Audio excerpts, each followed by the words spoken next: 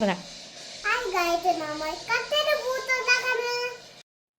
Fruit salad ഉണ്ടാക്കാനായിട്ട് നമ്മൾ എടുത്തേക്കുന്ന ഒരു ഏത്തപ്പഴം, ഒരു ആപ്പിൾ, ഒരു രസകദളി പഴമാണ്. ഇതെല്ലാം നന്നായിട്ട് ചെറുതായിട്ട് നമ്മൾ കട്ട് ചെയ്തെടുക്കേണ്ടതാണ്. കട്ട് ചെയ്തെടുത്തതിന് ശേഷം നമുക്ക് ഫ്രിഡ്ജിൽ കുറച്ച് നേരം ഒന്നുകിൽ പഞ്ചസാര പാനിയിൽ സോക്ക് ചെയ്തോ അല്ലെങ്കിൽ അല്ലാതെയോ നമുക്ക് ഫ്രിഡ്ജിൽ കുറച്ച് നേരത്തേക്ക് നമുക്ക് സൂക്ഷിക്കാം.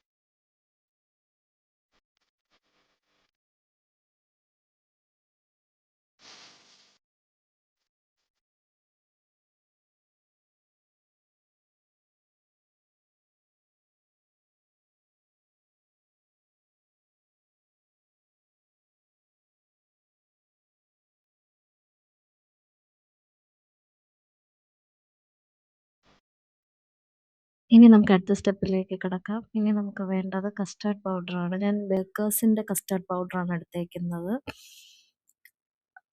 എല്ലാ ഷോപ്പിലും അവൈലബിൾ ആണ്. എല്ലാ മാർജിൻ ഫ്രീയിലും അവൈലബിൾ ആണ് കസ്റ്റാർഡ് പൗഡർ. ഇപ്പം ഞാൻ എടുക്കുന്നത് എനിക്ക് ആവശ്യമായിട്ടുള്ള ക്വാണ്ടിറ്റിയാണ്. ഏകദേശം 5 പേർക്ക് കഴിക്കാൻ പറ്റുന്ന രീതിയിലാണ് ഞാൻ എടുത്തിട്ടുള്ളത്. ഞാൻ സ്പൂൺ യൂസ് ചെയ്തിട്ടില്ല. ജസ്റ്റ് ഇടയ്ക്കിടയ്ക്ക് ചെയ്യുന്നതുകൊണ്ട് എനിക്കറിയാം. ആ ഒരു രീതിയിലാണ് ഞാൻ എടുത്തിട്ടുള്ളത്. അതിനുശേഷം നമുക്ക് ആ പൊടിയിലേക്ക് പാല് ചേർക്കാം. അല്ലെങ്കിൽ വെള്ളം വെച്ച് മിക്സ് ചെയ്യാം, പാല് വെച്ച്. ഞാനിപ്പം പാല് ഫസ്റ്റ് എടുക്കാത്തത് എന്തെന്ന് വെച്ചാൽ ഫ്രിഡ്ജിലിരുന്ന് തണുപ്പായതുകൊണ്ട് കട്ടയായി പോവാതിരിക്കാൻ. അതുകൊണ്ട് റൂം ടെമ്പറേച്ചറിലുള്ള വെള്ളം ഉപയോഗിച്ച് ഞാൻ മിക്സ് ചെയ്തായിരുന്നു. മിക്സ് ചെയ്തതിന് ശേഷം ബാക്കി വെള്ളവും കൂടെ ചേർത്ത് നല്ലൊരു കൺസിസ്റ്റൻസി ആയതിന് ശേഷം മിൽക്കും കൂടെ നമുക്ക് ചേർക്കാം. അതിനുശേഷം ഞാൻ ഷുഗർ ആഡ് ചെയ്തായിരുന്നു. ഒരു 8 സ്പൂണോളം ഷുഗർ ആഡ് ചെയ്തിട്ട് ഞാൻ ഗ്യാസ് സ്റ്റൗവിൽ വെച്ചിട്ട് അതൊരു ചെറിയൊരു തിക്നെസ് ആവുന്ന രീതിയിൽ ഞാൻ മിക്സ് ചെയ്തെടുത്തിട്ടുണ്ടായിരുന്നു.